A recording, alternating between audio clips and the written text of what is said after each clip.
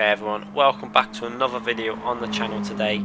We're back with a race again in the GR4 class of car driving at the Nurburgring GP in a quick sprint race this week, in today's video, sorry. We had a very short amount of time to get a qualifying lap. On screen at the moment is the lap I did. I think it was a 202.8. Wasn't the fastest lap I've done. If you want to check out on the channel, we have a track guide for this car at this track hitting a 202.5. Which was a little bit better the lap.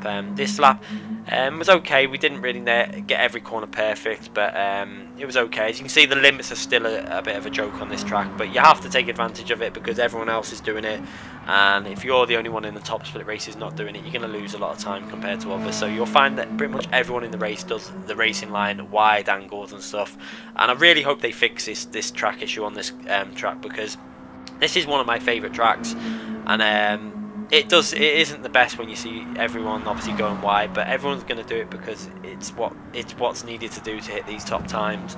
It's just a shame that Polyphony just don't restrict that with the track extending on this track. It's really confusing because you can take an inch off of one corner on the track and it will give you a penalty, but then if you run wide by about 2 miles, it lets you get away with it. And I just hope that they sort that out. You know, if they want to take this game serious, they need to have a look at that. Anyway, guys, you know, this race I just joined. It was I did the qualifying at lunchtime, then did one race. I think it was about 1:30. We all know that I had a very short amount of time to get this race done. I obviously wanted to get it done because I saw the track on there. I really enjoy the track and I enjoy this car there. It's different to the BMW 4, a lot more grip. Gets a little bit of understeer sometimes, but overall I do enjoy it. And when we joined the race, we had some fast drivers in the lobby as well. We had some really fast guys, you'll see now popping up on the screen. So starting in first place was Nurburgring, a very fast driver. I think he subscribes to the channel as well, so he's probably going to see this. And Tiara Manurudi possibly subscribes as well, I think. A real nice guy and very fast driver, Tiara Manurudi. Probably one of the fastest on GT Sport. My guess is he hasn't pushed this lap anywhere near as his full potential, because he is definitely a faster driver on GT Sport than myself. But anyway, it was good to be able to mix it in with these guys and starting in P2. Shame it was only a 3-lap race, but let's get underway and see how this race goes. So going through the first corner, we got a fairly good exit from that corner. It's a bit frustrating how they start these races. It just seems to favour some drivers more than others. You can see, I think Tiara Manurudi actually lost out a bit on that start with the way it does the starting mechanism and where it starts you, etc. As he seemed to just be quite far back compared to how close I was to the guy in front. You can see going through the first corner, fairly equal, different cars. Nurburgring driving the BMW M4 has the advantage of being slightly faster in a straight line. We have the advantage of probably being able to take a little bit more speed into the corners, but then we start suffering a bit of oversteer when we're coming on the corner exits. But as you can see there, it's going okay. The M4 is a little bit more slippery through the corners as well, but overall they're fairly equal. I'd say maybe the Atiza's a fraction faster around this track. With the way it grips through some of the corners. So we're staying very close to Nurburgring in front there, you can see. Just concentrating on trying to just stay as fast as I can. I was wary of Tiara Manurudi behind me. He's around the second behind, so we've actually managed to get that slipstream loss, which has really benefited us. I think that's because of the start. Seems to be an issue. The way they start these races, this is why I say about I really wish they'd give us more faith in some of us drivers and let us do the manual starts like iRacing does. It's a lot fairer. Yeah, you do get issues, but you get issues in real racing. So I understand for some of the lower splits, but you know, people have got to learn this skill, and I think it'd make for better racing, especially in these races that are only 3. I actually think we should do standing starts in these 3-lap races, because it just gets a little bit spread out for a 3-lap race in my opinion. But it is what it is at the moment, and as you can see there, we're just about staying in the slipstream of Nurburgring at the moment. It's probably helping us a little bit down these straights, because this car does tend to have a little bit of a weak top speed compared to that M4. As you see, it's starting to stretch its legs a little bit. Going through the chicane, I can normally gain a little bit of time. This Atiza just doesn't even really budge through that chicane. You can attack it and bounce over the curbs, and it just sticks to the ground.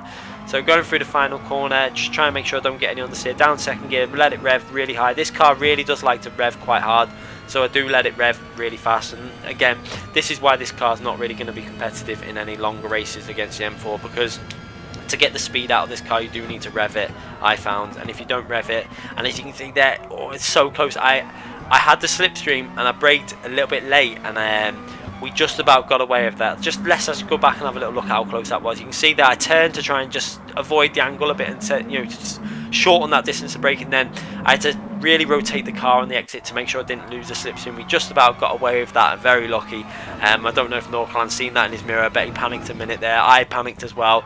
I was praying I didn't hit the guy, because obviously I know he's a really fast and clean driver. So staying behind him through these corners, just again trying to stay with him. And you can see Manuel Rudy, I think he got a slow down at this point or something. Again, the game, it does the most random slow downs on this track, because you can run wide, but then if you take an inch off of that corner on one of the other part of the corner, like cutting it in too early, it gives you a slow down. As you can see there, he's dropped back because of obviously a slow down or some issue or something. But we've got 1.5 laps to go now pretty much. We've got to try and see if we can get close to Norclan ahead. We're starting to get in the rhythm of the track a little bit at this point, because obviously first race I do take time to warm up as usual, but we're staying within the slipstream, which is nice, and we're hitting okay sectors there, not amazing.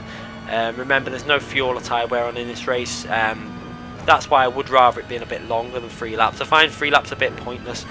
I think it should be at least 4 or 5 laps for these sprint races. I think 5 laps, to be honest, and a standing start. That's what I would like. I'd like to see standing starts on 5-lap races for the short races. Fair enough for the 12, 13-lap races, etc. Do the rolling starts, and I think they should even be longer. The race C races, I think they should be at least 20 laps. But this is just my view, because I'm coming from more of an iRacing background and stuff, so I do tend to prefer the longer races.